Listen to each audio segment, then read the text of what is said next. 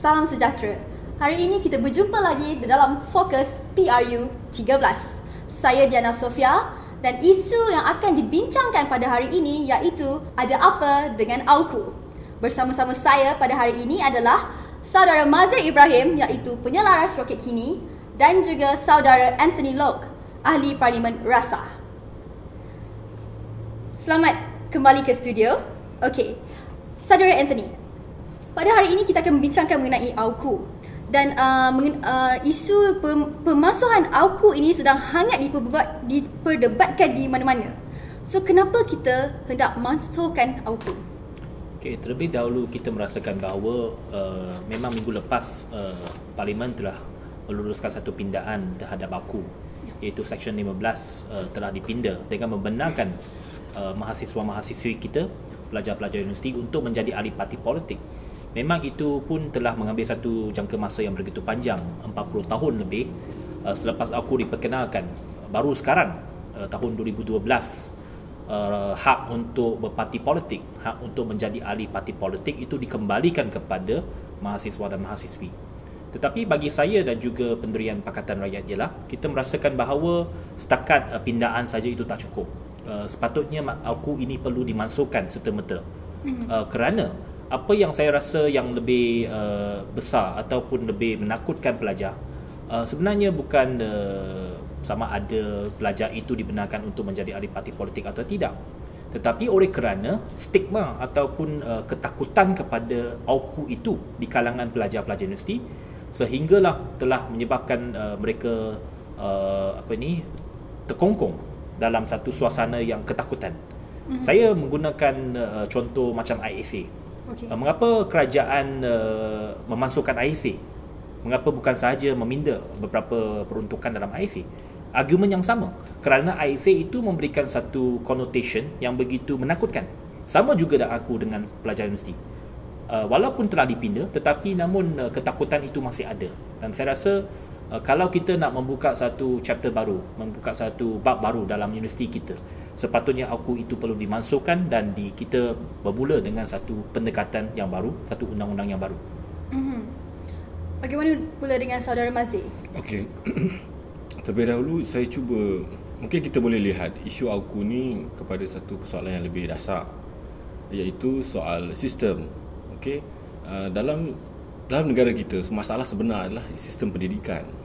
Okey, dalam konteks pendidikan tinggi, IPTA, IPTS, isunya AUKU.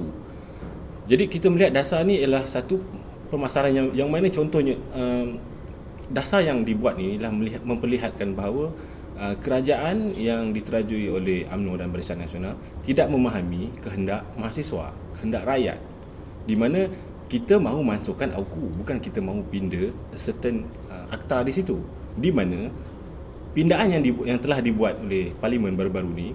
Jadi begitu juga sama dengan isu yang bersifat populis yang mana Perdana Menteri mengambil langkah iaitu memperkenalkan pemberian voucher buku Satu Malaysia. Isunya bukan soal student mampu tak mampu beli buku-buku tu dengan RM200 tu. Isunya ialah penerbitan buku kita yang sesuai untuk pelajar tidak cukup. So asas masalah AUKU ni ialah pelajar dari segi kebebasan akademik itu tidak ada. Kalau sekadar untuk berpartisipasi dalam parti politik tidak menjamin pelajar itu akan cemerlang dalam akademik. So isunya bukan sekadar isu popular yang mana draft baru ni dibuat hanya melibatkan Seksyen 15. Okey, Saudara Anthony, apakah kebaikannya pemansuhan AUKU ni secara menyeluruh? Seperti yang saya katakan tadi, AUKU ini memberikan satu stigma kepada pelajar-pelajar universiti tempatan. Saya sendiri adalah graduan daripada universiti tempatan, daripada UKM. Apabila kita sebagai pelajar di universiti tempatan di IPTA, selalunya ada suasana ketakutan itu, suasana yang tidak bebas itu, yang mengongkong pemikiran. Dan saya rasa AUKU ini masalah yang terbesar AUKU ialah daripada tahun 1971 selepas AUKU ini diperkenalkan, dalam tempoh 40 tahun yang lalu, ia telah menyebabkan satu suasana mengongkong dalam universiti kita, sehingga budaya intelektual, budaya perbahasan itu tidak wujud dalam universiti tempatan kita. Pada hari ini kita tengok sistem di pendidikan tinggi di negara kita, di IPTA seolah-olah one way traffic, seolah-olah spoon feed, iaitu pelajar-pelajar merasakan bahawa kita pergi ke universiti seolah-olah untuk mendengar kuliah saja. Mendengar kuliah, pergi peperiksaan, mendapat kelulusan, itu saja. Tetapi pendidikan di Menara Gading sepatutnya lebih daripada itu. Pengetahuan ataupun pembelajaran itu bukan setakat di dalam dewan kuliah. Sepatutnya dalam universiti itu adalah satu tempat untuk kita menimbu ilmu pengetahuan dan membina jati diri kita, membina keupayaan intelektual kita. Seseorang pelajar itu sepatutnya minda itu perlu dipertingkatkan semasa berada dalam universiti. Dan sepatutnya satu suasana yang bebas itu perlu diwujudkan dalam universiti untuk membangunkan modal insan negara kita. Itu rasa pentingnya kita memasukkan AUKU. So maknanya AUKU ni ibarat menyekat kekreatifan dan daya pemikiran pelajar-pelajar. Seperti yang saya kata, ia ada satu stigma dan satu ketakutan. AUKU ni sebenarnya ramai pelajar-pelajar tak sebenarnya mereka pun tak arif sangat, tak tahu sangat apa peruntukan ataupun fasa-fasa yang menyekat mereka dalam atas universiti, college universiti. Tetapi seperti pengalaman saya sendiri, apabila kita masuk universiti, kita tak tahu pun apa yang ada dalam AUKU. Tetapi oleh kerana AUKU tu sendiri, dia ada satu orang kata satu bayang-bayang yang menakutkan, seperti ISA. Cakap saja ISA, walaupun kita tak tahu apa itu ada dalam ISA itu. ISA itu peruntukan apa, tetapi ISA itu selalu dikaitkan tahanan tanpa dibicarakan, tanpa berbicaraan. Kerajaan boleh tahan 60 hari tanpa akses kepada peguam dan sebagainya. Sama juga dengan AUKU. Ramai pelajar universiti masuk ke universiti, dia ingat ada AUKU. AUKU maksudnya kita tak boleh, bukan saja tak boleh menjadi ahli parti, malah kita tak boleh mengeluarkan pendapat kita, tak boleh mengeluarkan kritikan kita dan sebagainya. Jadi ini telah menyebabkan satu suasana yang kurang sihat dalam kampus kita. Yang ini yang kita perlu perbetulkan. Okey, Saudara Mazid pula, bagaimana? Apakah kebaikan pemasuhan AUKU ni secara menyeluruh? Okey, saya tertarik dengan pandangan Saudara Anthony tadi, iaitu soal stigma, soal kesan kepada mahasiswa. Pertama sekali kesan bila adanya AUKU. Sekarang kita nak lihat kesan jika tidak adanya AUKU. Okey. Saya rasa agak objektif benda ni, iaitu dalam sistem pendidikan kita, yang kita nak lahirkan ialah satu manusia yang kritikal, berfikiran kritikal, kreatif. Dari situlah bermulanya kreatif, dari situlah bermulanya sensitivity terhadap apa saja isu perkauman, isu agama, apa saja isu ekonomi dan sebagainya. Jadi dengan adanya AUKU ini, dia mengekang potensi seseorang pelajar itu ataupun sesuatu kumpulan pelajar itu untuk expand dia punya pengetahuan. Macam tadi isu yang disebut oleh Saudara Anthony, soal debate. Even di dalam fakulti sendiri, budaya debate tu tidak ada. Jadi bagaimana dia nak justify pengetahuan yang dia ada? Apatah lagi dalam konteks selepas, isunya paling menarik ialah selepas pilihan raya 2008, bila mana kesedaran masyarakat mula terbuka. Bila tsunami politik berlaku pada 2008, DAP, orang dapat lihat DAP, orang dapat lihat PKR, orang dapat lihat PAS, bagaimana mentadbir. So keinginan manusia untuk tahu, untuk belajar semakin bertambah. Jadi suka atau tidak, AUKU harus berubah, harus di revoke daripada sistem kita, di mana ruang ini harus diberi kepada anak-anak bangsa kita, Cina, Melayu, India, Sabah, Sarawak, untuk expand kebolehan dia, uji. Ya, saya setuju bahawa universiti itu, kita tak boleh melihat universiti itu sebagai satu kilang ataupun pusat latihan. Universiti itu bukannya kita masuk universiti kita latih. Setiap orang melakukan perkara yang sama, menjalankan ataupun skill yang sama, bukannya melatih skill. Di universiti Menara Gading, dia bukannya pusat latihan kemahiran. Kita bukannya melatih kemahiran, tetapi universiti sepatutnya sebagai satu, orang Melayu kata, Menara Gading. Menara Gading itu sepatutnya satu tempat untuk kita membina keupayaan intelektual kita, membina keupayaan kita untuk berfikir, untuk menganalisa dalam apa bidang pun, bukannya latihan. Kalau kita melihat universiti itu seolah-olah satu kilang, itu mengeluarkan produk, mengeluarkan pekerja-pekerja, mengeluarkan melatih pekerja-pekerja yang mahir. Itu saya rasa defeat the purpose of higher education. Yes. Itu bukannya matlamat pendidikan tinggi. Matlamat pendidikan tinggi ialah melahirkan satu golongan cerdik pandai. Golongan cerdik pandai boleh dalam bidang apa sekalipun, dalam bidang social science, dalam bidang ekonomi, dalam bidang perniagaan, dalam bidang kejuruteraan dan sebagainya. Jadi kita tak boleh melihat universiti itu hanya sebagai satu tempat untuk melatih kemahiran. Lebih daripada itu, iaitu sepatutnya mahasiswa-mahasiswi ini ialah golongan yang memimpin dalam masyarakat kita. Mereka lah yang bakal menjadi golongan cerdik pandai dalam masyarakat kita. Maksud saudara daripada hanya mengikut, mereka lebih mempersoal dan bertanya reason kenapa sesuatu ini. Dia patut macam tu. Dia patut mengejar pengetahuan. Seseorang itu tak boleh kata sebab kalau kita tengok dalam budaya akademik, dia sesuatu teori itu tidak akan statik. Dia sentiasa ada orang yang akan mempersoalkan teori itu, mempersoalkan sesuatu hasil kajian itu. Apabila sudah ada satu hasil kajian, mungkin ada akademik yang lain yang akan mencari hipotesis yang lain untuk membuktikan bahawa lebih daripada itu mungkin, ataupun pandangan itu adalah tidak bertepatan atau tidak cukup menyeluruh. Jadi sepatutnya kita perlu ada satu budaya macam tu. Kita tak boleh mengatakan bahawa kalau itu sudah betul, maksudnya kita terima saja. Tak boleh. Dia sepatutnya ada satu minat, ada satu orang kata sifat yang sentiasa mengejar pengetahuan. Dan ini sepatutnya berada dalam kampus-kampus kita. Tetapi saya rasa mengikut pengalaman saya melihat di universiti tempatan kurang budaya macam ni. Kerana kebanyakan pelajar-pelajar mereka terima saja apa saja maklumat daripada mensyarah. Macam disuap saja. Ya, itu spoon feed saya kata. Ya, okey. Itu sangat menarik. Okey, tapi bagaimana pula dengan pindaan Seksyen 15 AUKU?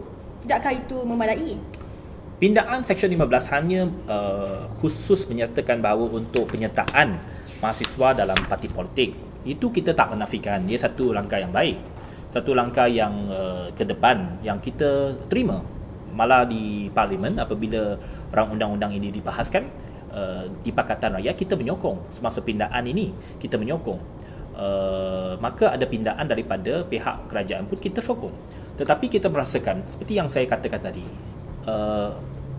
AUKU itu bukan sahaja berkenaan dengan seseorang sama ada dia boleh menjadi ahli parti politik atau tidak. Dia lebih kepada mengungkong pemikiran dan budaya budaya keterbukaan akademik di kampus kita. Ini yang kita kena ubah. Pada hari ini saya pernah mengatakan di Parlimen, walaupun hari ini tak ada AUKU, saya tak melihat 95% daripada mahasiswa itu akan menyertai parti politik. Tidak. Walaupun hari ini kita ada rang undang-undang ini, kita telah membenarkan mahasiswa menyertai parti politik, tetapi saya yakin mungkin tak sampai 5% daripada jumlah mahasiswa kita akan menyertai parti politik. Dia bukannya keseluruhan semua yang akan menyertai parti politik oleh kerana pindaan ini. Tetapi apa yang lebih penting ialah kita mahu melihat satu keterbukaan. Itu yang saya selalu titik beratkan. Bukan sahaja berkenaan dengan penyertaan dalam parti politik. Itu salah satu perkara yang penting. Kerana bagi saya itu adalah hak perlembagaan kepada pelajar kita. Okay, maknanya di dalam AUKU itu sendiri memang ada tertulisnya yang bukanlah tertulis, maknanya ada yang mengatakan sampai menyekat daya pemikiran pelajar-pelajar ini dalam AUKU itu sendiri ataupun nama AUKU. Saya tak kata dia ada perkataan, dia tak ada satu klausa kata ayu tak kita menyekat pemikiran, tidak. Tetapi kerana satu undang-undang dia ada roh dia. Tiap-tiap undang-undang dia ada roh dia. Dan roh AUKU ini seolah-olah ialah untuk mengawal. Kerana apabila AUKU ini diperkenalkan pada tahun 1971 oleh kerajaan, tujuannya ialah mengawal gerakan mahasiswa. Kerana sebelum tu tak ada AUKU, gerakan mahasiswa yang begitu hebat sekali di kampus-kampus kita. Ramai pemimpin-pemimpin negara pada hari ini merupakan pemimpin mahasiswa pada ketika itu.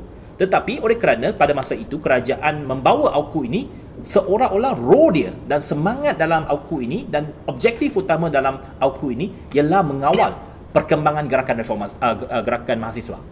Jadi roh dia itu sentiasa ada di dalam AUKU ini. Dan roh ini kerana dia sifatnya ialah untuk mengawal. Dan lama-kelamaan dia akan mengungkung. Dan menjadikan budaya kita itu terkawal. Tersangat dikawal. Jadi itu yang kita nak pecahkan dalam kampus kita. Okey, itu penjelasan yang sangat memberi inspirasi. Okey, soalan saya yang terakhir adalah, okey, sekiranya AUKU ini dimansuhkan dan tiada lagi garis panduan yang akan garis panduan yang boleh diambil untuk universiti, contohnya seperti syarikat, dia ada akta syarikat, pertubuhan ada akta pertubuhan. So bagaimana pula dengan universiti ni? Tak ada AUKU, adakah universiti itu tidak wujud ataupun bagaimana? Tidak, kita merasakan bahawa yang pertamanya apabila AUKU ini dimansuhkan, maka saya mengatakan bahawa semangat dia kena memberikan semula kebebasan akademik kepada kampus. Orang kata untuk membuka ruang demokrasi dalam kampus kita.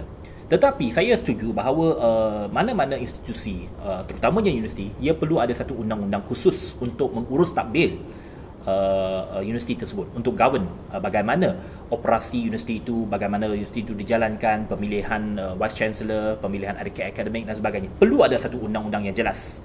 Saya tak menafikan. Cumanya undang-undang baru itu perlunya ada semangat keterbukaan, semangat kebebasan akademik yang perlu dibawa dan diserapkan dalam undang-undang itu. Dan memang kalau kita tak ada masalah untuk membawa satu undang-undang, mengubah satu undang-undang baru.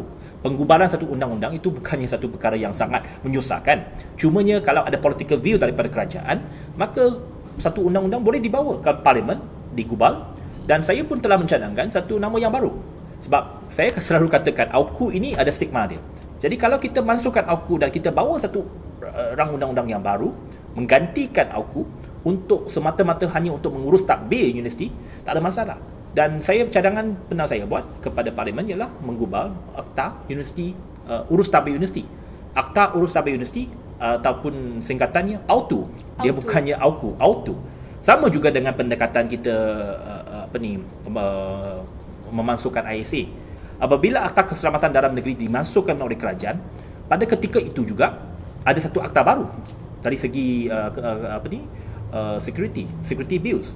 Jadi dia perlu ada satu penggantian, tetapi membawa satu semangat yang baru.